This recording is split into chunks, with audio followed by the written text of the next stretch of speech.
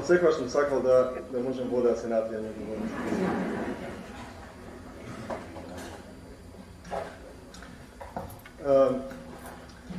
Predvsem mnogo blagodaram na site koji dojdete o taka golem broj, na skapite i čituvani gosti, čiji imenja već je beja spomenuti, na Petri Andrejevski za njegovite topli zborovi.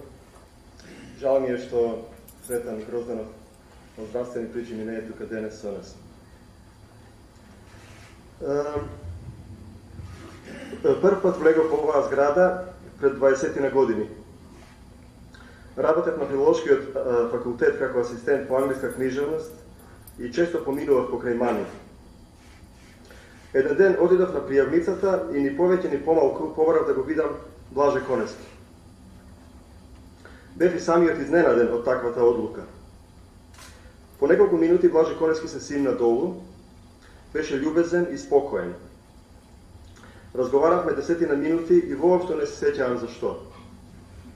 Веројатно се обидував да го импресионирам. Сеќавам на една друга, побитна работа. Од некакви причини сметав дека имам право на тој човек, дека тој седи таму и ги застапува моите интереси и дека можам кога сакам да се повикам на него. Тоа беа времења кога мислев дека тоа што го правам има некаква заедничка смисла и важност. Потоа следеа долги посни години, ми се чинеше дека се што знам некако се има истумбано и изтркалано во калта, дека работите веќе немаат заедничко значење, дека часовниците се враќаат на нула, дека меморијата се брише и ревидира. Некој праша, ајде да видиме сега. Со тешко срце се обидував однова да се измислам, да живеам во анонимност, да се лишувам од собствената важност. Дотолку повеќе ми израдува веста дека сум избран за член на МАНУ, значи не било точно дека баш никој не сметал на нас. Фрлам поглед наназад на последниве 5 децении и гледам дека сакал јас или не, работите зеле некаков тек, се наредиле во оној образец познат под името судбина. Што ми е така, може би е време да се поднесе некаква сметка, да се направи рекапитулација, инвентар. По време на продавниците пишува затворено, правиме попис. Дозволете ми да кажам овде некој збор за приказните, за нивната смисла и значај, за материјалот од кој се прават, за тоа како се често смешно и тажно и опасно спротивставени една на друга. Еве неколку приказни од детските денови. Имам 8 години, живееме во прилеп, во удобен стан над аптеката на главната улица.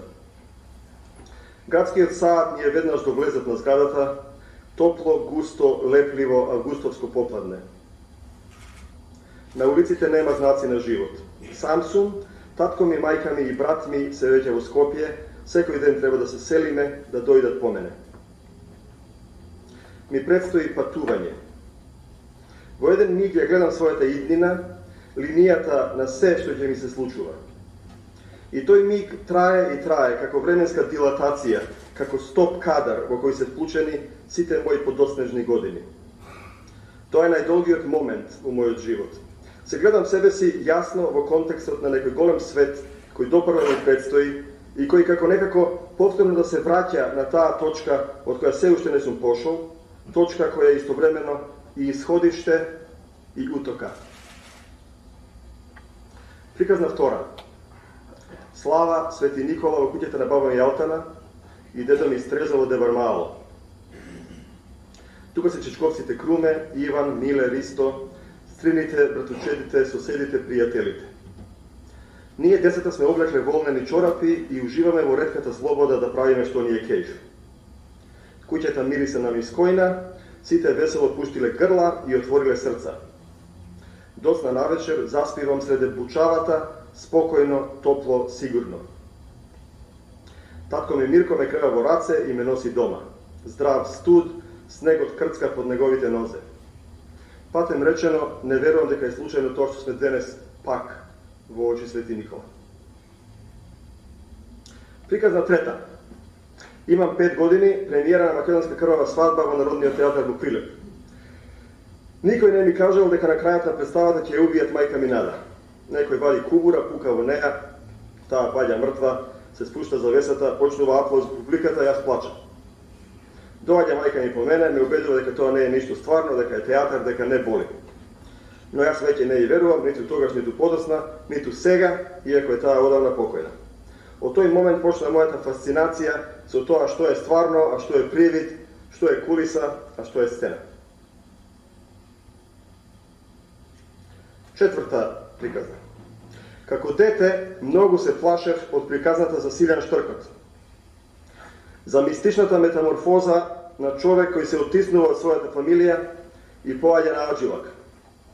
Му се случува бродолом, морето го испрла во некоја пуста земја, станува Штрк, осуден е да помине цело лето на оџакот од својата куќа, гледајќи својата фамилија која не може да го препознае.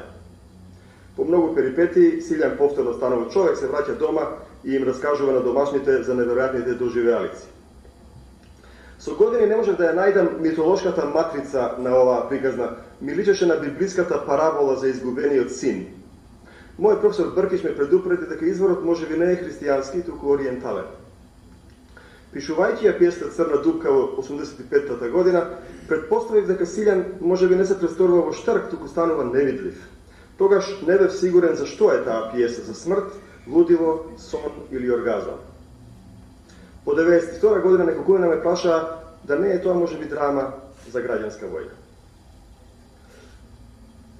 Сите овие приказни, примери, слики се дел на мојата длабока, лична или ако сакате лирска приказна. Но лирскиот принцип редовно се судира со епскиот принцип, натрешниот живот со надворешниот. Нашата волја се судира со волјата или индиферентноста на другите. Доаѓа до контраприказна, до конфликт, до драма. Моето име и презиме, кои се крајно едноставни во мојава средина, во Велика Британија се предмет на забуни. Кога ќе кажам како се викам, на шалтерите им се тресат раците, не знаат што да напишат.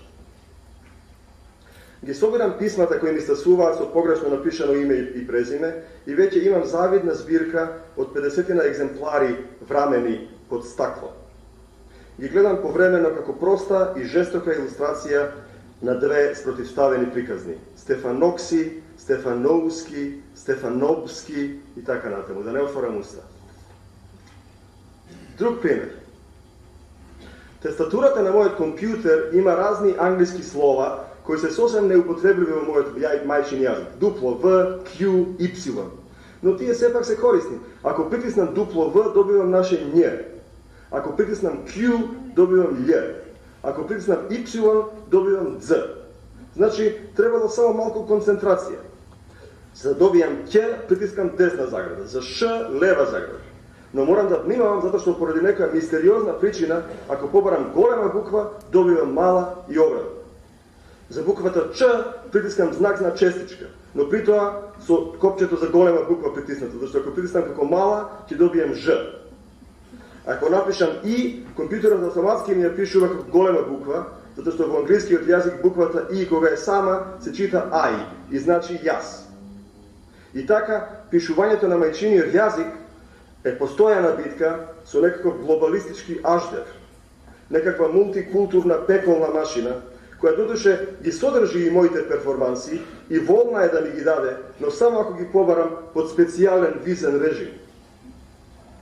Секој македонски текст, компјутерот автоматски ми го подвлекува со црвена боја како граматички сосем неисправен, скоро илегален.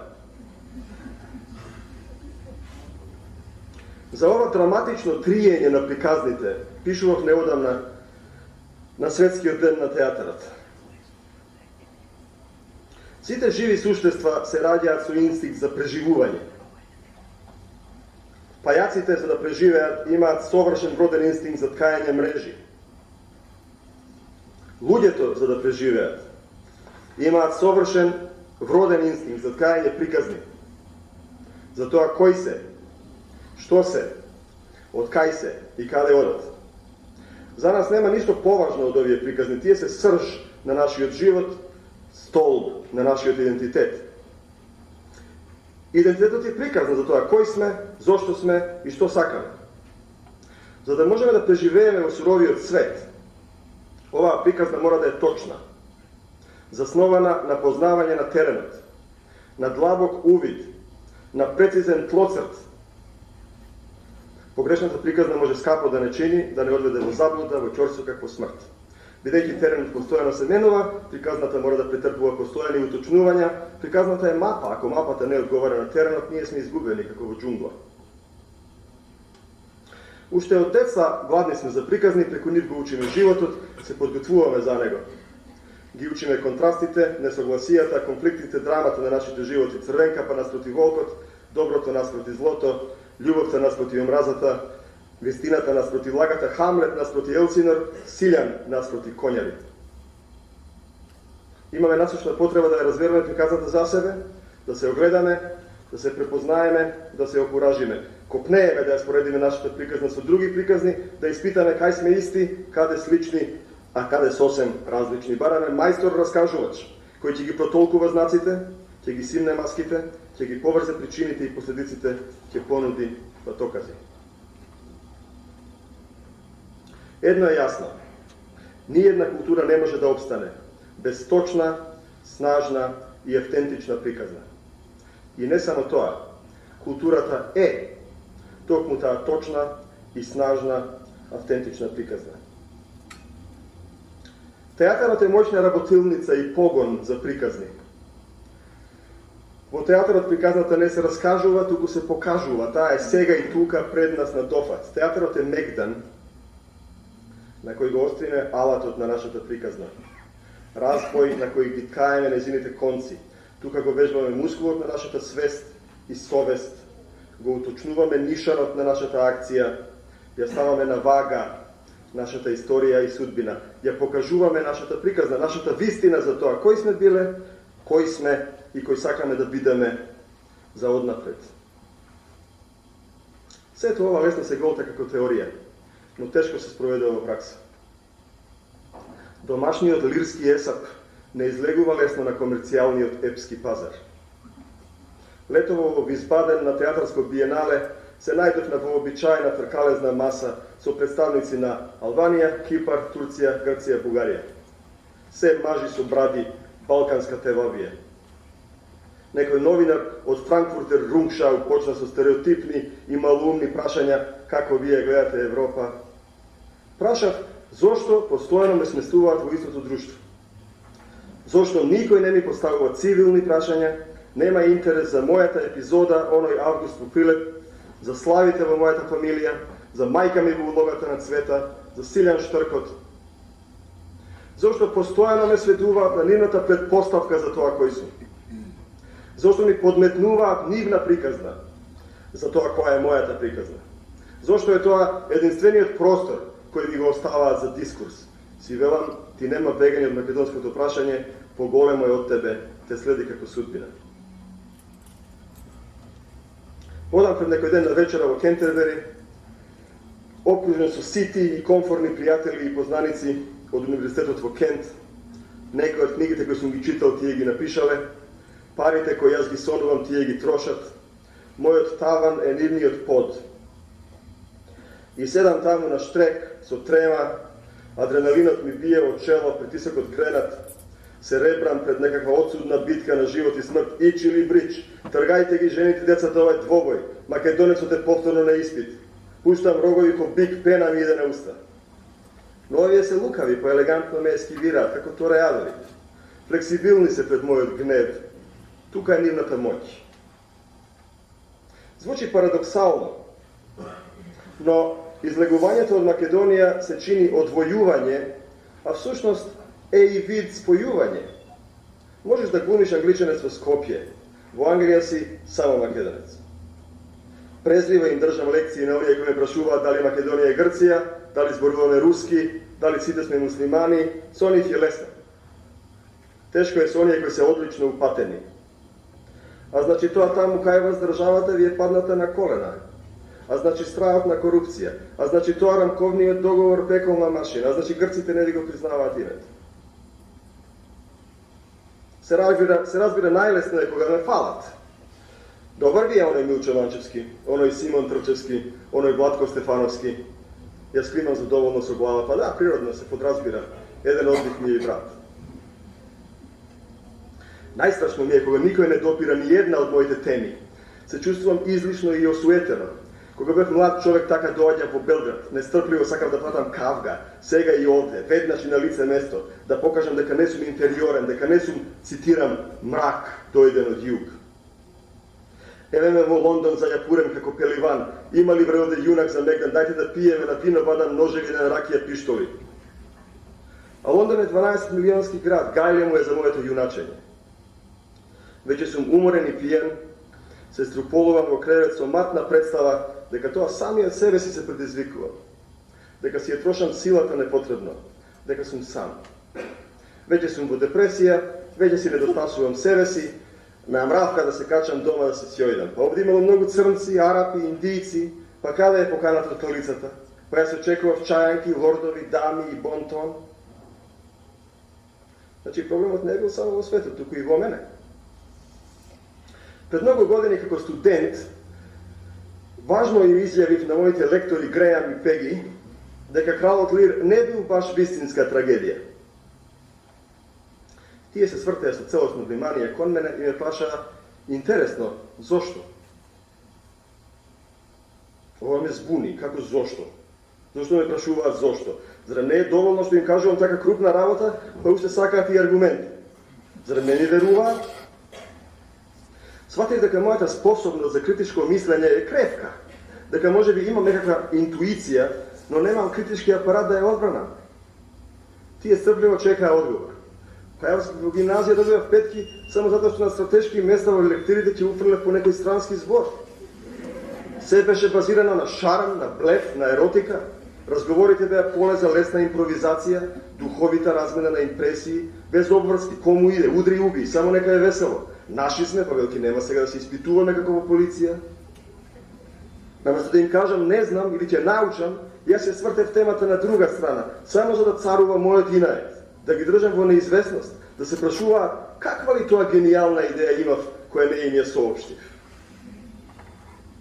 No me zamislija.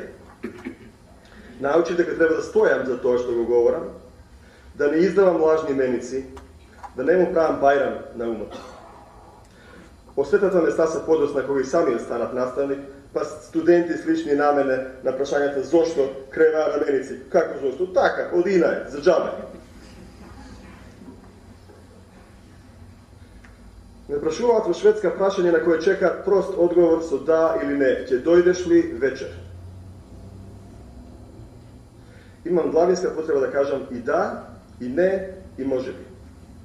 Kako što obično pravam i kako što obično mi pravat doma. Ajde se prečujem ušte jednaš. Zašto da ostavam tragi jas, nomadot? Zašto da se obrzujem? Zašto Agata da znaje kaj sum, pa da dojde da mi je skine glavata? Moje to pleme specijaliziralo zametnuvanje na tragi. To je sjajna čaršijska tehnika na preživuvanje, no taka ne se piše u akademski trud, taka ne se vodi racionalna politika, taka ne se pravi moderna država. E pa sega malku za čaršijskata prikazna.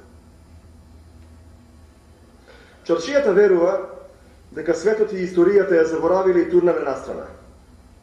Pa i ta agi ima turnato nastrana i svetot i istorijat. I taka je večna. Čaršijata go smeta svetot za odroden i korumpiran, a sebe si se smeta za njegova čista suština i duša. I za da je sočuva svojata čistota, čaršijata odbiva da deluva, ta miruva, se prepušta, ne učestvuje ovo svetot, samo go seiri. Na svetot mu veli da, samo koga zema od njega, na primjer beskamatni krediti na grace periodi. No na isti je to i svet mu kažu odlučno ne, ako to je pošto da pražuva kako gi troši parit. Pa našite dubari se opštveno korisni, to je naša domašna, patriotska pljačka, nežna su dikat. Teško se objasnilo na neupateni ljudi od strana. Za ova gi biva našite banditi. No oko ne im trepnuva, dodeka nimite belosvetski kolegi gi demontiraat od koren, temelite na našата prikazna i instaliraat svoj narativni rabotilnici. Pa to je što je plaćana Raškata kažува koja pesna će se peje, nije terame biznis, vije kulturnjacite se za da je štitite prikaznata. Vidi majkата. Povremeno čaršija ќе дозволи некој да искара, некој учител, старец со бела коса или келав, гласна совеста, некаков романтичен призрак, некој кој нешто паметно ќе пцали, а таа ќе се прави дека посрамено слуша, па потоа пак ќе се врати на своите малски игри без граници. Чаршијата секако му зела мерка и му дошла доак и насилјана. Таа љубопитна има увид во се памет и ништо не заборава, има последен збор, за се има капаче, поговорка, ишарет, марифет, секого има прекор, да не се занесува многу. Цилян секојдневно се јавува на рапорт, понекогаш сака да е сам, па чаршијата му вели, не се двои од Бујко, ќе те јади волко. Ако сака да си оди од мене, му вели, кај ќе одиш сега, знаеш кај ќе одиш? Ако каже дека има работа, му вели, каква бе работи в сејту? А Силјан е и таен поет, па мора да пишува скришно, кога никој не го гледа. Чаршијата тера мајтот со Силјан, како што тера мајтот и со светот и со животот сам.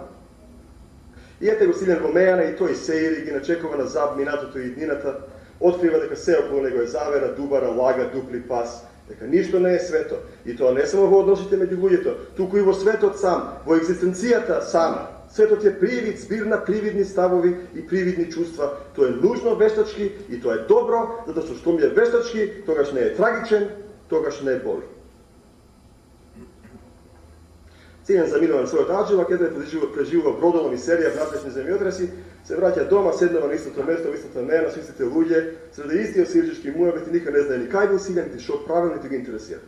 Тие знаат дека светот е фатаморгана, дека космосот е закривен, дека патувањето не е можно, а ако Силјан сака нешто да каже, му велат, што ќе ни кажеш, джанам, знаеме се. И така кругот се затвора, кај беше никаде, што правеше ништо.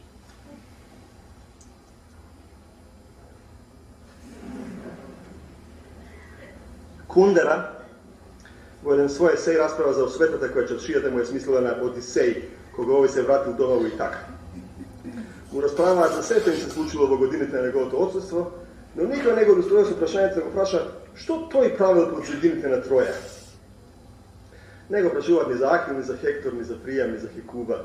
Не го прашуваат ни за Кирки, ни за Киклопот, ни за песната на сирените, ни за мачното 10-годишно лутање на патот за дома.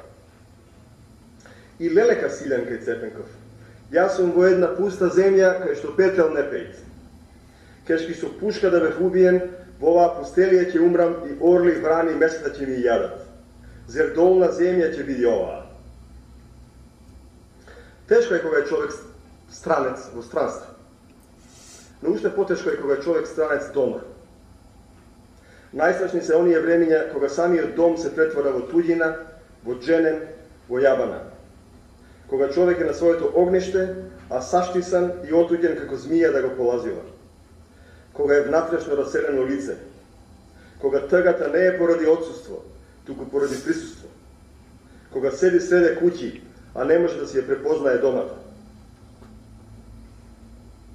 Во 80-тите години, секој моје доаѓање во Прилеп, значеше одседнување во хотелот Липа. Хотел граден по сите принципи на синдикална приказна. Богат социјалистички конструкт, работничка утопија, блескав синоним на братство и единство. Сјајно лоби, огромен ресторан, во кој на човек му е некако срам да нарача ширден или тавче гравче, кој онака ги нема на листата на јадење. Заменети се со аргентинско чураско и киевски шашлик.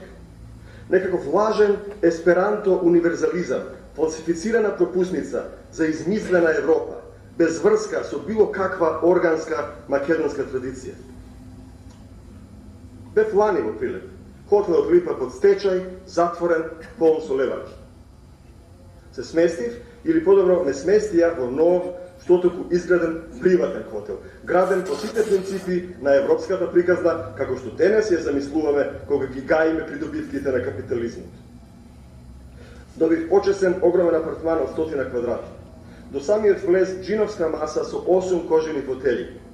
Дебек, тука ќе држам со старци. Таа ако сум мафијаш, ќе го делам пленот. Во аголот бар со високи столици, витрини со празни картонски кутии за виски. Кревет со огледало, ала Джеймс Бонд. Тешки завеси како во будоар. Правено со најдобри намери, горбечијата се вратила од големиот свет, сакал да го увезе и внесол студени, празни, кич форми. Тука на вистина умрела душата. Дали да плачам или да се смејам. Камо черги, мутафи, јамбојли, штици. Тоа би била вистинска европска сензација. Каде е мојот Прилеп? Низ прозорецот гледам нанижени тутуни, го гледам маркукули и тука сум и не сум тука. Во Дебармало иста приказна. Се градат висококапни кутии за чевли на места кај што биле куќарки со дворови. Според кој план? Која приказна? Каде е моето Дебармало?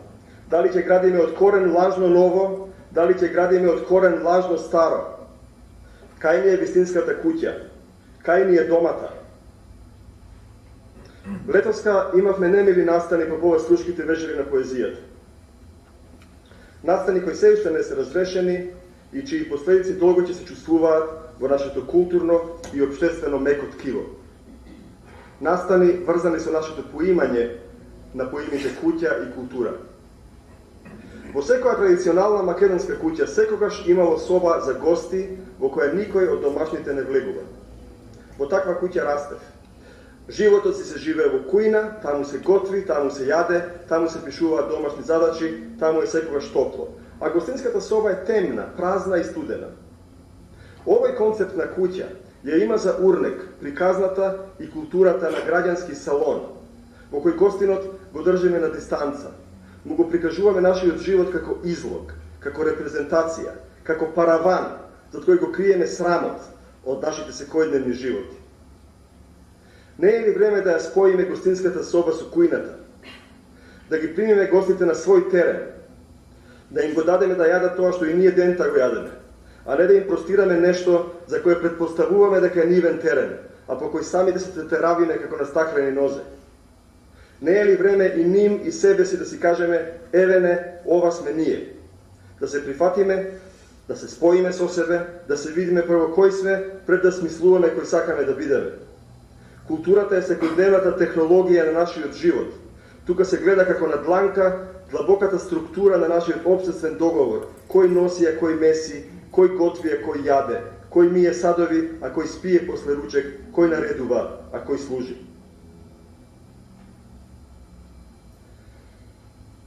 Ние сме освесен и несвесен расхол и со светот и со себе самите и внатре меѓу нас, во безпоштетна борба, нетрпеливост, отровна пизма, мерење на се низ двојни аршини. Приказната за Силјан Штркот е приказна за таквиот расцеп, за изгубеност, за лутање, за незнаоѓање, приказна за травма и за слом, накусо речено приказна за криза на идентитетот. Силјан е проколнат. Синко, синко, пилци да се сториш и од куќава наша да одлеташ, та в поле да појдиш, по трњето да стоиш и еден друг да се бараш, та да не можеш никогаш да се најдеш. Понекогаш ми се чини дека и нашава држава, како и пилците сиве и чуле, се слуша како пее, ама некако не може докрај да се види, да се најде, да се гушне, да се исцели, да се смири. Но да се разбереме, Силјан Штркот е и приказна за иницијација, за храброст, за подвиг, за себе наоѓање. Пример дека отуѓеноста може да се надмине со волја и работа, дека изгубената невиност може да се надомести со зрелост и искуство, дека ликот може да се поврати низ болна метаморфоза на ново раѓање. Од судирот на лирскиот и епскиот принцип се раѓа новиот драмски издржан Силјан. Човек кој не се само сожалува, туку ја препознава својата вина и ја презема одговорноста за својот живот. Доста веќе за болеста. Сите ја знаеме, сите сме сити од диагнозите. Постојано ја чепкаме и ја отвараме раната, тешко ја поднесуваме болеста, затоа што знаеме што е здравие, затоа што сме горди и затоа што копнееме да најдеме илјач.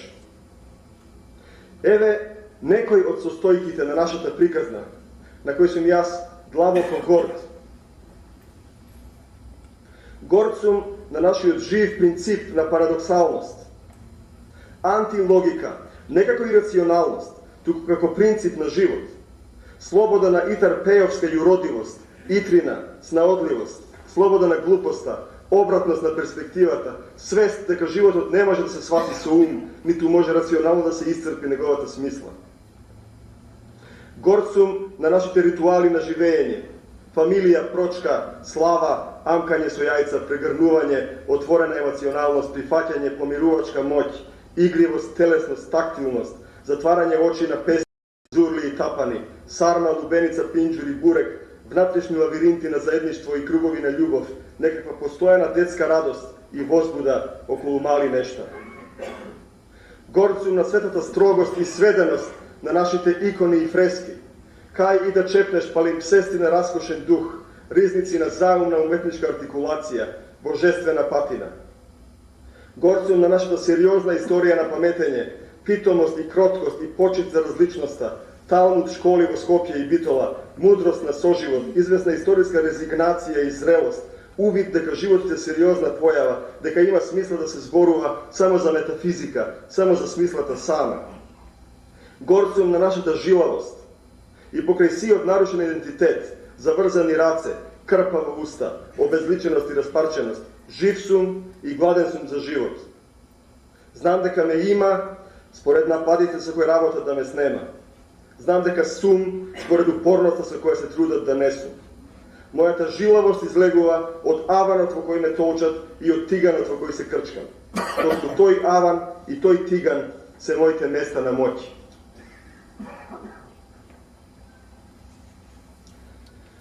Се разбира, овие македонски работи се меч со две острици. Термините кои ги употребувам се контаминирани, можат да налијат масло на оган. Страста која имаме и отров и храна, може да ни го стопли домот и да ни ја запали куќата. Погонско гориво за љубов и за омраза. Нашите најдобри особини лесно знаат да ни го свртат грбот и да работат против нас. Но во нашите проблеми се нашите решенија, дедо Цепенко не учи, кај што паѓа човек, таму и станува. Некој збор за нашата историска приказна. Лани славевме 100-годишнина од Илинден. Илинден и Крушевската република се една од нашите најголеми приказни. Тие се нашата мета нарација. Зошто оваа приказна така жилаво обстојува и не обседнува? Несомнено затоа што не уверува дека иако сме мали, можеме да кренеме глава, да пуштиме глас, да избориме право на своја историска судбина. Со еден збор дека сакаме да ни има, дека имаме волја за себе самите.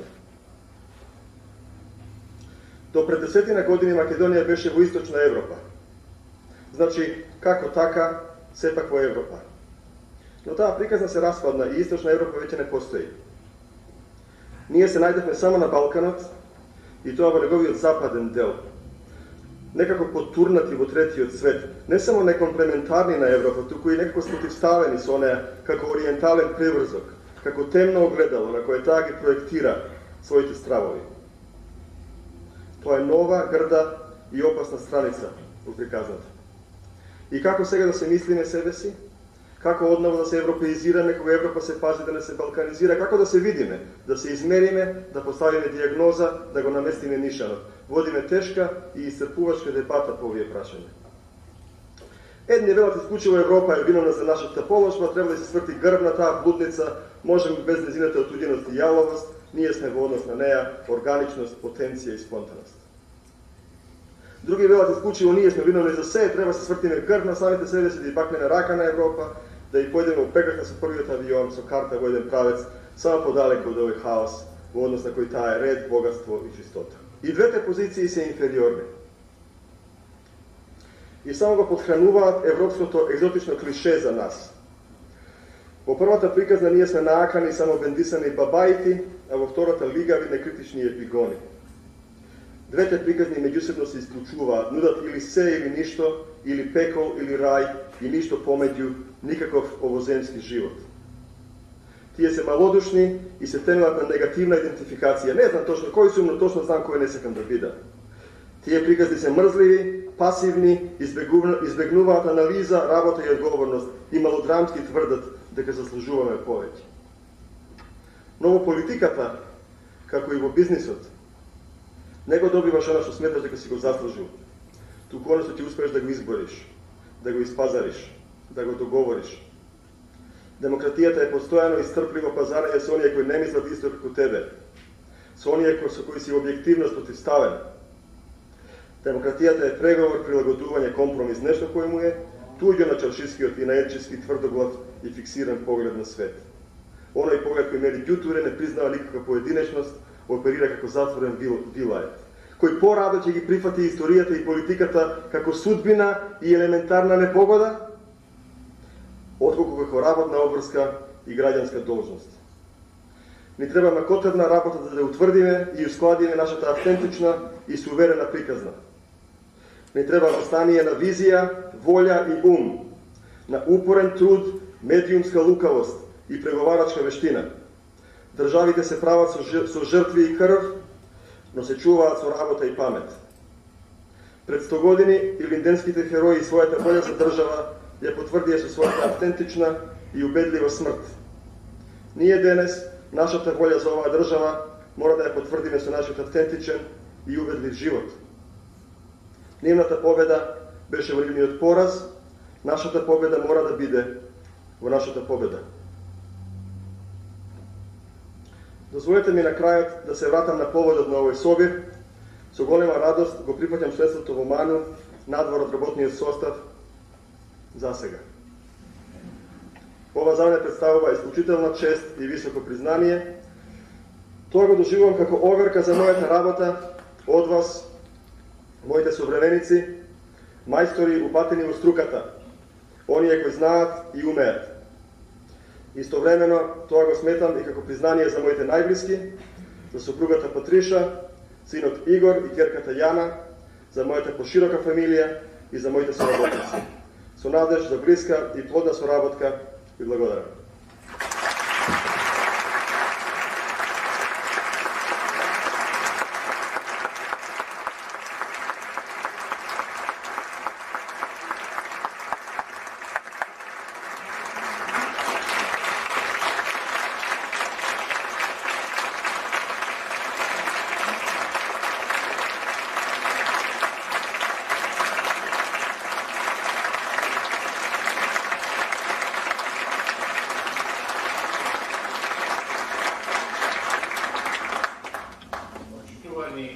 Присутни, ова прекрасна приказна, која верувам, че треба многу да ја размислуваме и размислуваме. Дозволите ми да во името на тие кои го избра нашиот Горан Стефановски за член на ова наша академија, за овој храм на наука, да му доделам дипломата.